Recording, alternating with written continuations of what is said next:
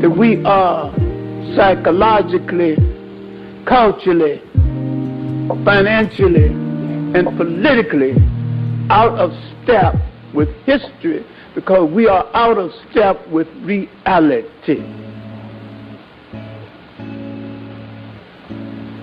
We cannot continue to live fantasy.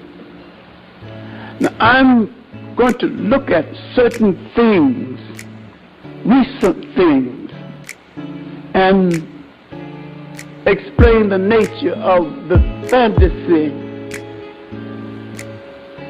and the desired reality. And so they teach that not only to other white people, but they teach it to the non-white people, the people that they classify as non-white themselves. And they say, now, if there's anybody even in your family that has darker skin than you, then that person is supposed to be treated in a more derogatory fashion.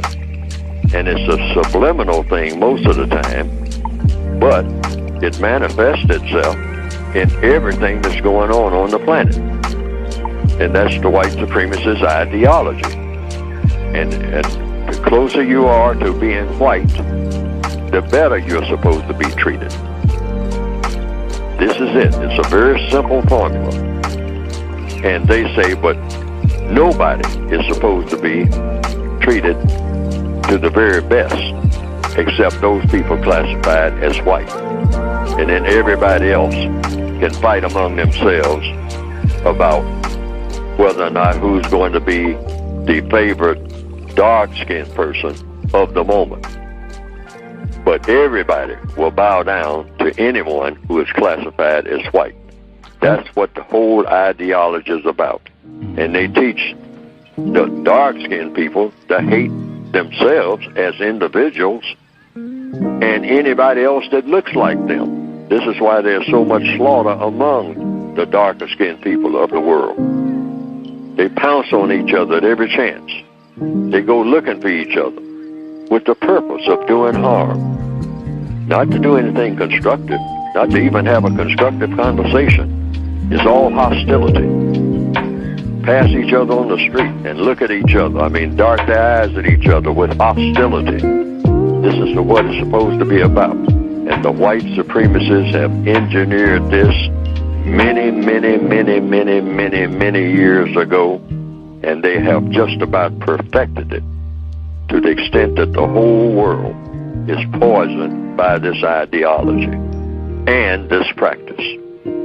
It's not just an ideology, it's a complete practice that covers all areas of activity: economics, education, entertainment, labor, law, politics, religion, sex, and war.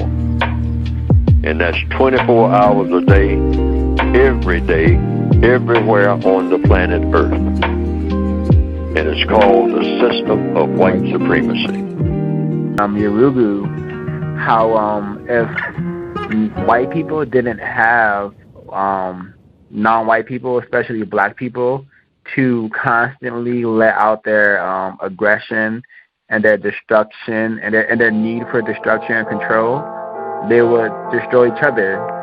But white people have come to the agreement, to the conclusion that, hey, we could just use all of our aggression and destructive energy toward the black and non-white people, and then we will never have to destroy ourselves or each other. And that's what's been happening for about a couple thousand years, is that white people, racist suspects, have been channeling all their hate and confusion and aggression and need to control and destroy.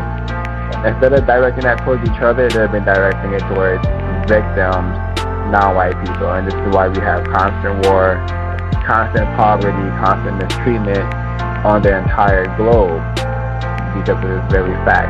I could be wrong, but I do believe I am correct. But callers, listeners, please That's press true. Thank you. Star 61. See, people who classify themselves as white, they belong to the white genetic survival political party. That is Republicans, Democrats, Libertarians, Greens, and any other group. They understand because their identity is crystallized. I'm white. Now, I'm in the Tea Party. I'm in the Conservative Party.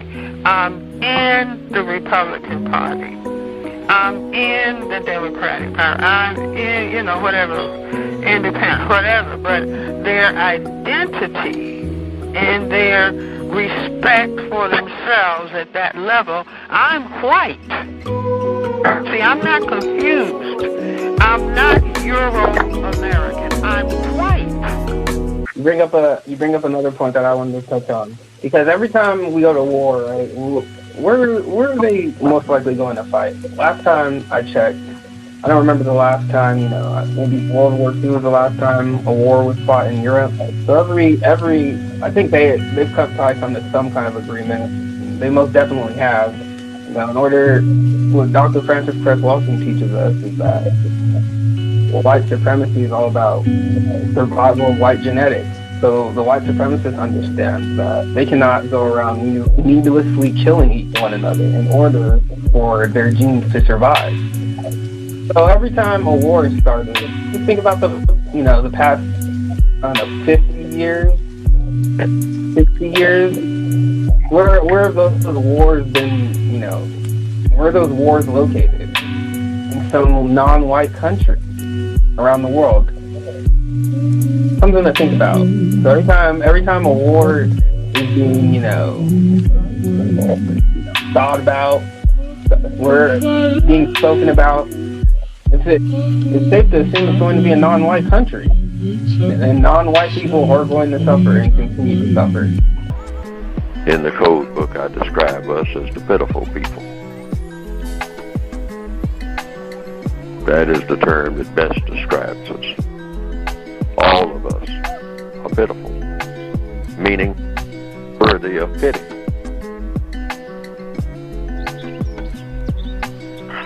And should ask for it from the people who are not in a pitiful position, and that would be the white supremacists. And don't be ashamed to do it, because that's where we are. We have invisible chains, but they are there.